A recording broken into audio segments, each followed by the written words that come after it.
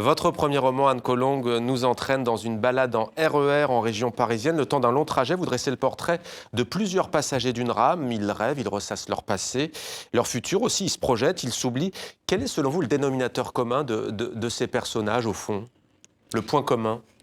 Déjà, il y a l'unité de lieu et le fait qu'ils sont tous dans cette rame. Et après, ils sont des individus, le point commun comme entre vous et moi, c'est qu'on est des individus avec des vies, des peines, des envies, des désirs. Et c'est eux, ça pourrait être les personnages qui sont secondaires, donc dont on parle dans la vie, pourraient être les personnages principaux d'un autre roman. Il n'y a pas de hiérarchie et c'est pour ça qu'ils ont tous la même place. Alors il y a Alain par exemple qui vient de s'installer à Paris et qui va retrouver quelqu'un qui lui est cher dans la capitale française.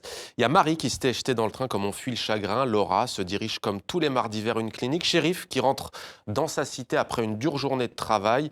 Il y a aussi, il me semble, Liad qui arrive d'Israël et Franck qui rejoint son pavillon de banlieue. Comment est-ce que vous avez choisi au fond cette diversité de personnages? Vous avez laissé libre cours à votre imagination? Il y a du vécu?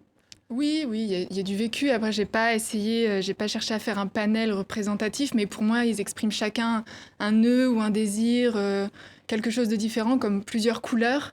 Après, il y a du vécu dans le sens où, effectivement, il y a un Israélien. J'ai vécu à Tel Aviv 3 ans. J'ai grandi en banlieue, donc j'ai à la fois été au lycée avec comme shérif, des gens qui habitaient plutôt dans les cités, mais j'ai grandi plutôt dans un lotissement, donc plutôt comme Franck. Donc oui, il y a du vécu qui s'est démultiplié dans 7 personnages.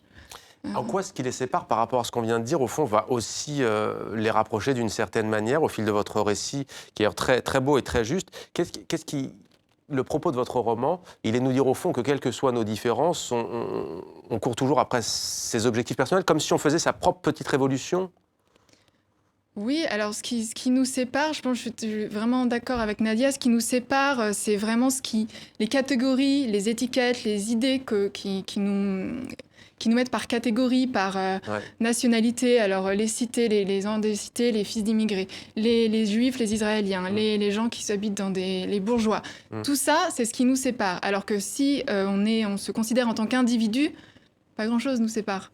Si on est, parce que on est traversé des mêmes peines, on vit de la même manière. C'est aussi, puisqu'il y a un réalisateur à côté de vous qui fait son premier long métrage, c'est le jour des premières aujourd'hui dans Maghreb Express.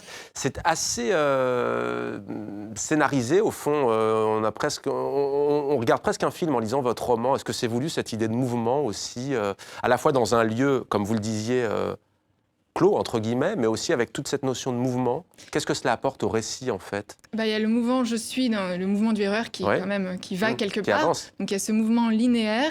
Il y a le mouvement qui est plus éclaté, qui est des pensées de chacun des personnages, où il y a effectivement des retours en arrière, des projections. Donc nos vies ne nous apparaissent pas comme des lignes toutes tracées. Donc il y a aussi ce mouvement plutôt éclaté. Puis il y a le mouvement des uns aux autres. C'est-à-dire de passer d'un personnage à l'autre, ça passe par des regards, par des idées, par...